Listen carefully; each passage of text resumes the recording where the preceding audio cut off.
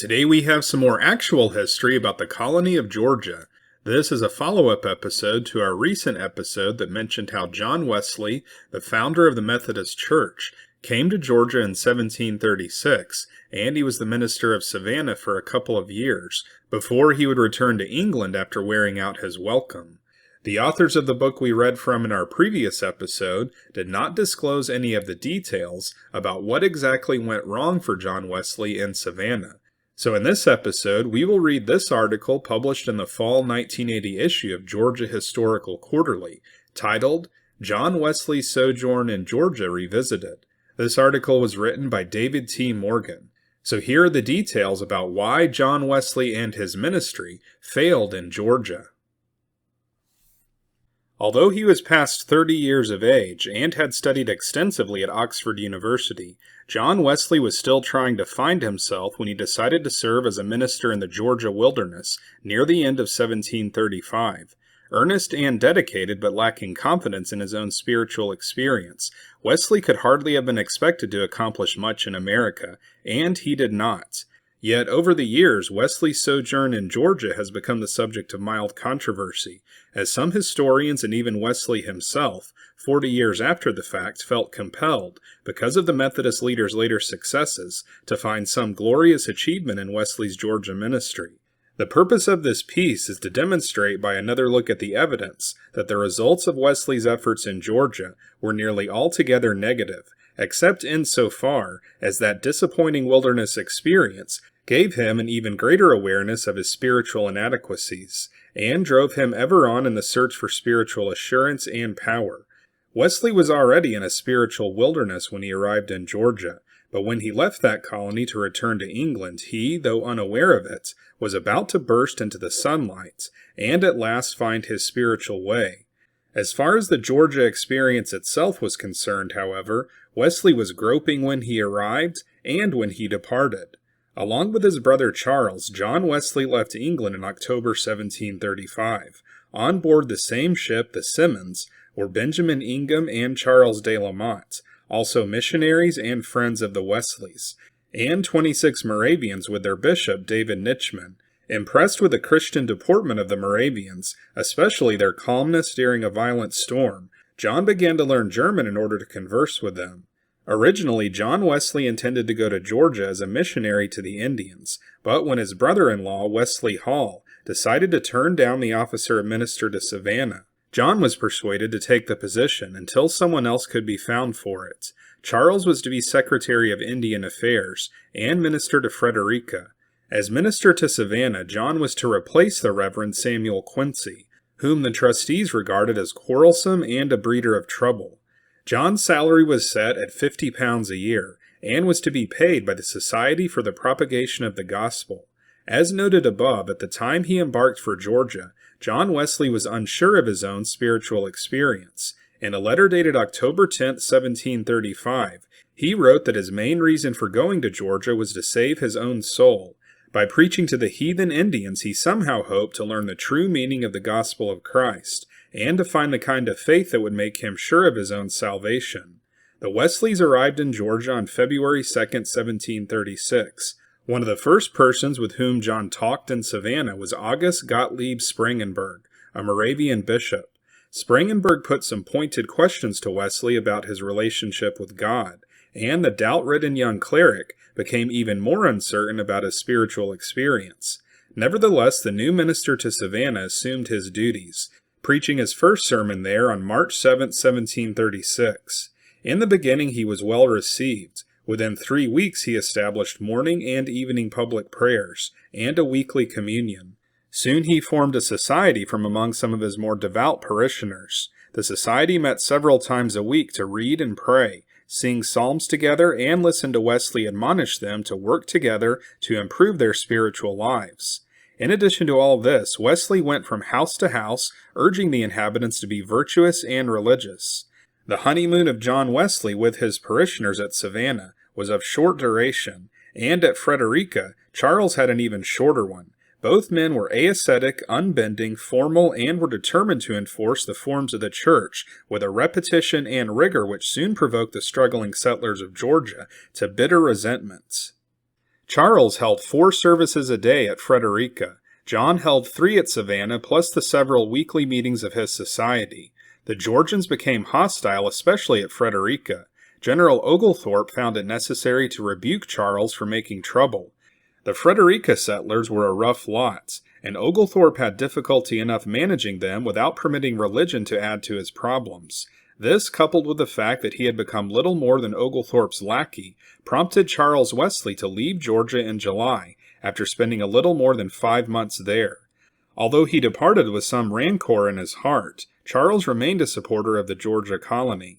John stayed for a considerably longer time, and his trials and tribulations increased with the passing months. Some of the difficulties stemmed from the fact that he was trying to pattern his life and ministry after William Law's teaching in the book, Christian Perfection. Georgia's settlers had trouble enough holding fast to life day by day, and ecclesiastical rigors only added to the heavy load they had already carried. The people at Savannah thought that their minister was overly concerned with petty details when he insisted on baptizing children by immersion only, and refused to allow anyone to serve as sponsor who was not a communicant. Moreover, he would recognize no baptism unless it was performed by an episcopally trained minister. He even refused to bury people who had not received during their lives what he regarded as orthodox baptism. Although Wesley had his critics at Savannah, the scene of his most serious trouble was Frederica. He preached there several times after Charles left, but it appears that the rugged inhabitants of that frontier outpost liked John even less than Charles. Major William Horton, the commander of Oglethorpe's regiments, accused John Wesley, among other things, of prying into other people's business, betraying everyone who trusted him, and revealing the confessions of dying men. A Mrs. Welch accused him of calling her an adulteress, and according to Wesley attacked him with a mixture of scurrility and profaneness, stronger than any he had ever heard before. Another woman, Mrs. Hawkins, tried to kill him.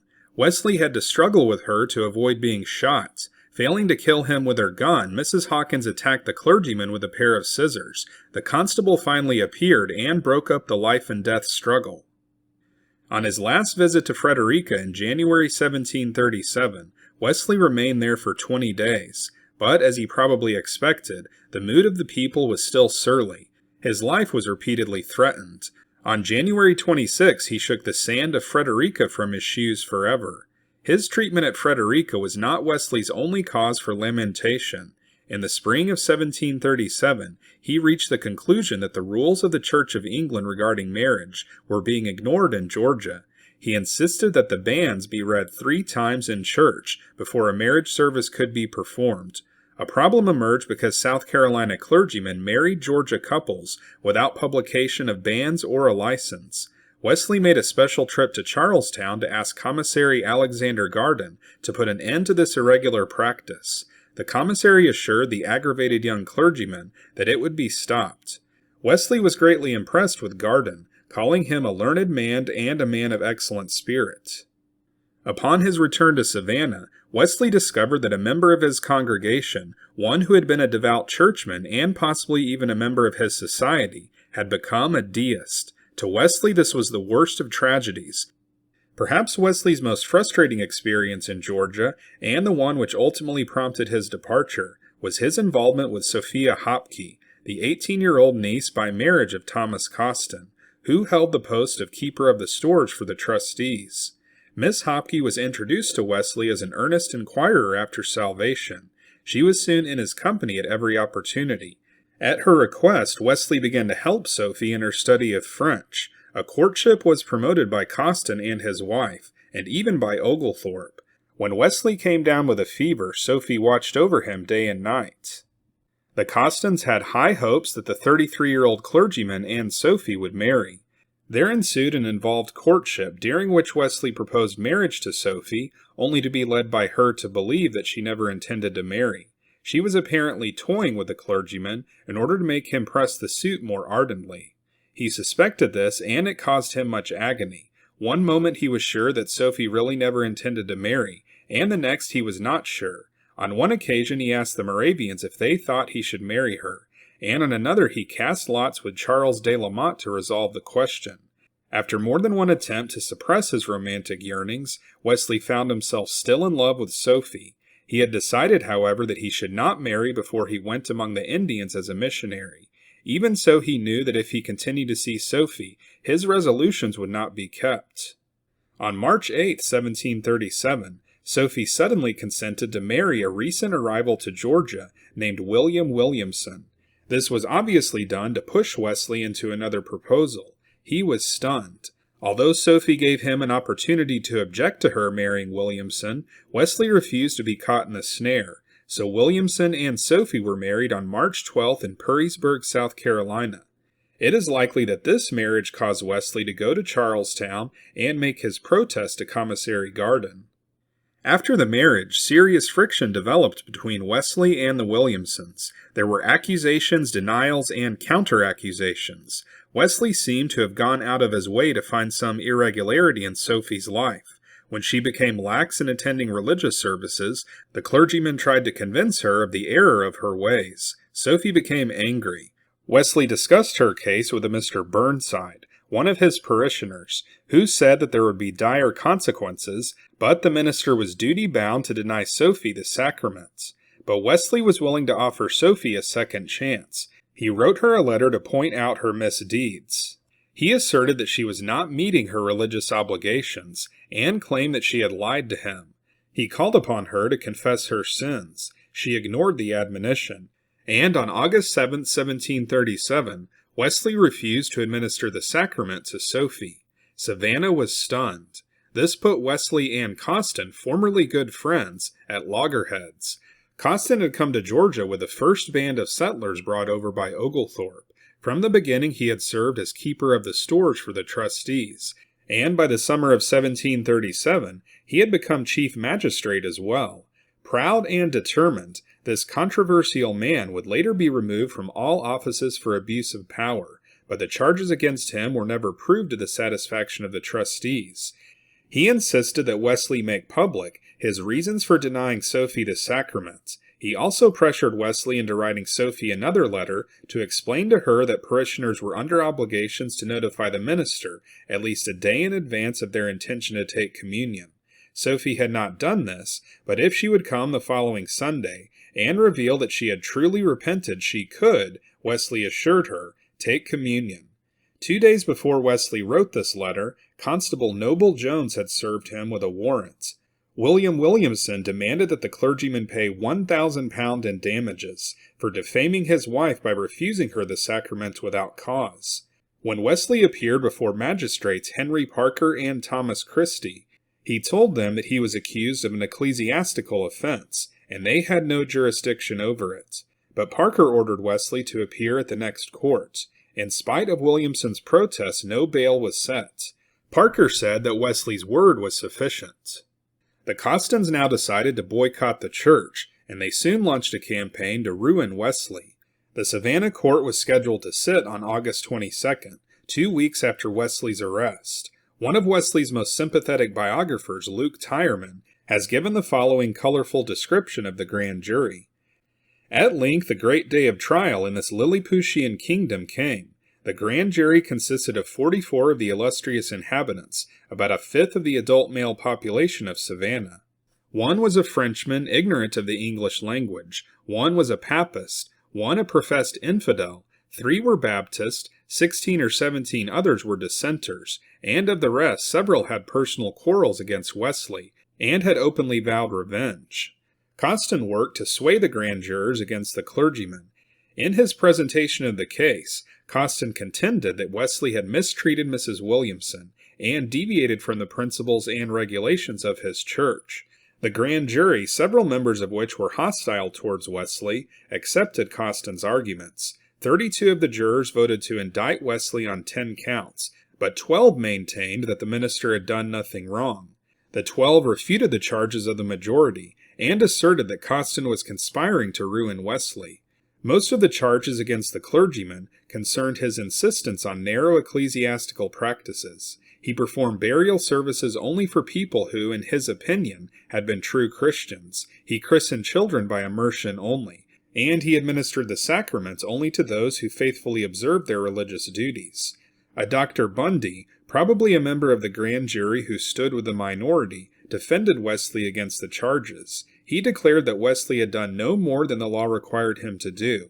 Bundy apparently persuaded the others to grant the minister an opportunity to give his reasons for the things he had done, but Wesley never did.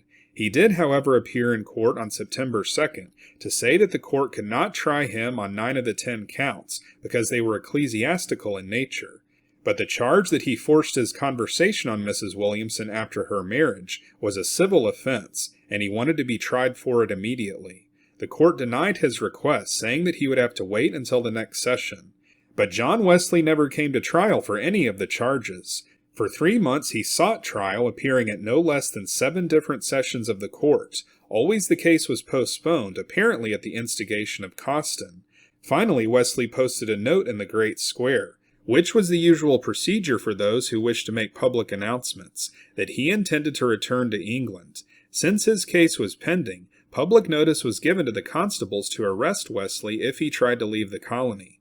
Convinced that the authorities were stalling in order to gather more false evidence against him, Wesley left Georgia under the cover of darkness on December 2, 1737. Within a few days he was in Charlestown, and on December 22nd he sailed for England. On February 1, 1738 he landed at Deal. What an inglorious beginning for the great organizer of Methodism! After laboring for 2 years in the Georgia wilderness, Wesley could point to few achievements of any kind and none that would endure. So George Whitefield, who visited Georgia in the spring of 1738, and later wrote of his experience there, obviously overstated the case when he said that the good done by his friend John Wesley in Georgia was inexpressible, and that Wesley's name was precious among the people. According to Whitefield, Wesley laid a solid foundation in Georgia, and he wanted to follow Wesley as Wesley had followed Christ. Such statements make one think that Whitefield must have consulted a very select group in Savannah, or that he erroneously interpreted polite remarks about Wesley to mean that the departed missionary had endeared himself to the Georgians. But as extravagant as he was in praise of Wesley, Whitefield did not exaggerate nearly as much in assessing his friend's contributions to religious life in Georgia as did Wesley himself. In his Account of the Late Work of God in North America, published in 1778, Wesley claimed that his work in Georgia was one of the main sources of the American Great Awakening. No interpretation of Wesley's brief ministry in Georgia could be more absurd than this. Indeed, Wesley himself, upon leaving Georgia in 1738, confided to his journal a more gloomy and realistic appraisal of his colonial missionary effort than the glowing account he would write 40 years later. He who went to Georgia to convert others returned to England unsure of his own salvation, still seeking that faith which none can have without knowing that he hath it.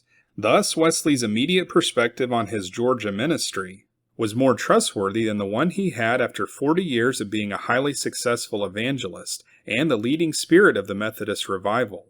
In January 1738, when he returned to England, John Wesley's great days were still before him. The unforgettable night of the Aldersgate meeting, the turning point in his life, was still several months in the future. Not until after that soul-shaking experience at Aldersgate did he begin the career which made him one of the most renowned figures of the 18th century religious revival.